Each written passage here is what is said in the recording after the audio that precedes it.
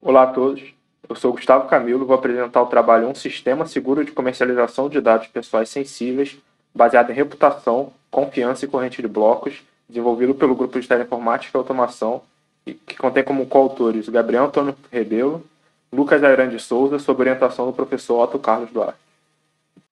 O trabalho é baseado em um sistema para comercialização de dados proposto no início do ano no nosso grupo, que utiliza corrente de blocos e tecnologia de rede definidas por software.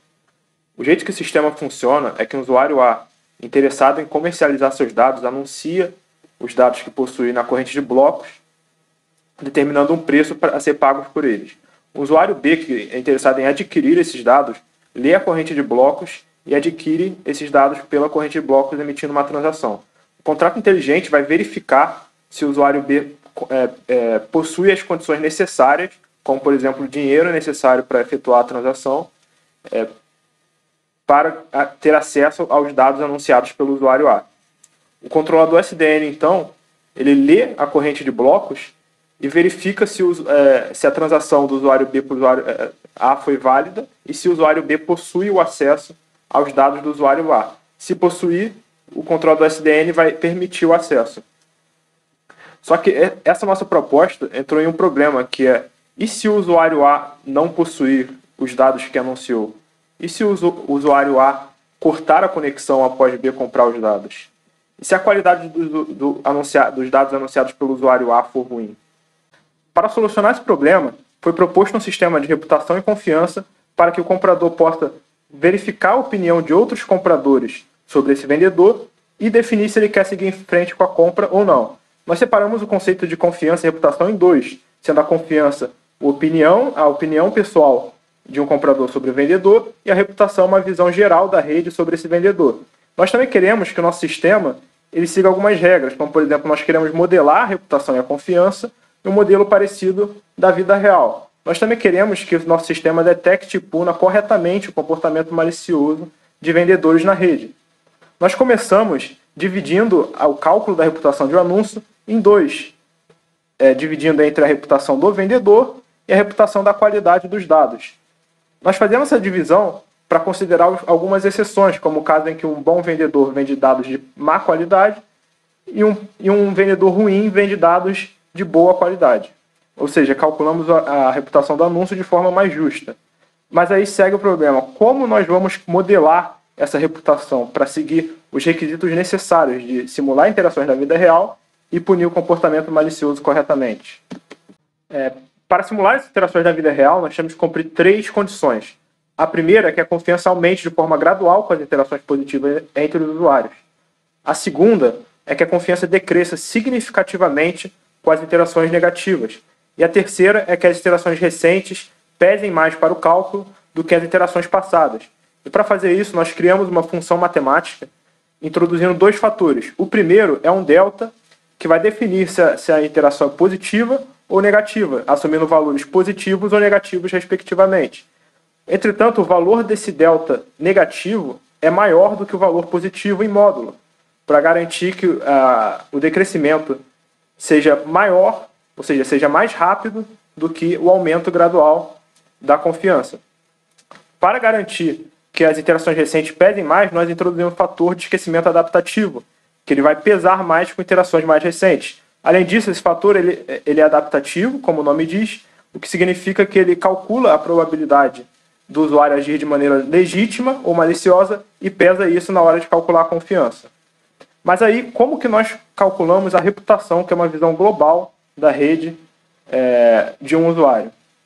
Bom, o que nós podemos fazer é pegar essa confiança que a gente calculou e utilizar um algoritmo chamado Eigentrust, que também é parecido como funciona na vida real. Como nós descobrimos sobre uma pessoa que nós não conhecemos, a reputação dela? Nós podemos pedir a opinião das pessoas que nós conhecemos para descobrir qual a reputação que ela tem.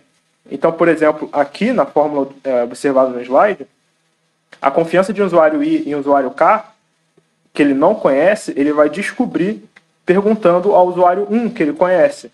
E aí ele vai pesar essa opinião do 1 de acordo com a confiança que ele tem no usuário 1. E se generalizarmos isso para todos os usuários da rede, é possível ver que a gente tem uma visão global, ou seja, nós calculamos a reputação a partir da confiança. Após definirmos como modelar a reputação e a confiança do vendedor, nós implementamos e avaliamos o sistema proposto para verificar o crescimento da reputação e da confiança. Nós começamos comparando o crescimento da confiança utilizando o fator de esquecimento adaptativo e o fator de esquecimento fixo. Como nós podemos ver na primeira figura do slide, nas 250 primeiras iterações, o vendedor age de maneira legítima. E aí há o crescimento da confiança. Como nós podemos ver, o fator de esquecimento adaptativo faz a confiança crescer mais rapidamente. Isso acontece porque ele vai modelar a probabilidade e determinar que o usuário tem maior probabilidade de agir legitimamente. E isso vai pesando no cálculo da confiança, crescendo mais rápido do que o fator de esquecimento físico. Na interação de número 250 até 300, o vendedor age de maneira maliciosa. E aí, como nós podemos ver, utilizando o fator de esquecimento adaptativo, a confiança decresce por valor mínimo, 0, enquanto no fator de esquecimento fixo isso não acontece. Isso porque depois que ele age maliciosamente, o fator de esquecimento adaptativo vai calcular que a probabilidade do vendedor agir maliciosamente é grande e vai pesar isso para o cálculo da confiança, tendo um decrescimento mais rápido. Depois da iteração de número 300, o vendedor volta a agir de maneira legítima, mas a interação dele pesa no cálculo da confiança. Então, a confiança vai voltar a crescer, mas de maneira bem lenta. E utilizando o fator de esquecimento adaptativo, ela volta a crescer de maneira bem mais lenta do que o fator de esquecimento fixo, não esquecendo as atitudes dele maliciosas do passado, ou seja, punindo efetivamente o vendedor. Como nós podemos ver pelo gráfico de cima também, o fator de esquecimento adaptativo, em comparação com o fixo, previne ataques de dissimulação, que é quando um usuário fica alterando o seu comportamento entre legítimo e malicioso para tentar enganar outros compradores. Enquanto no fator de esquecimento fixo esse usuário pode rapidamente recuperar a confiança, isso demora muito mais tempo utilizando o fator de esquecimento adaptativo. Depois, nós avaliamos a reputação do vendedor no sistema, em um cenário em que há um vendedor experiente, já com reputação máxima, e um vendedor novato, começando com a reputação mínima, que acabou de entrar no sistema. Como nós podemos ver no gráfico de baixo, nas 250 primeiras iterações, nós definimos que o vendedor novato vende 2 vezes mais do que o vendedor experiente. Ou seja, o vendedor experiente se acomodou. E aí, por causa disso, ele começa a perder um pouco da reputação. E o vendedor novato começa a ganhar a reputação. Depois da iteração de número 250 até a iteração de número 300, o vendedor experiente ele entra em desespero vendo a sua reputação cair e começa a tentar vender vários dados de baixa qualidade para tentar alavancar as vendas e voltar a sua reputação para o nível máximo.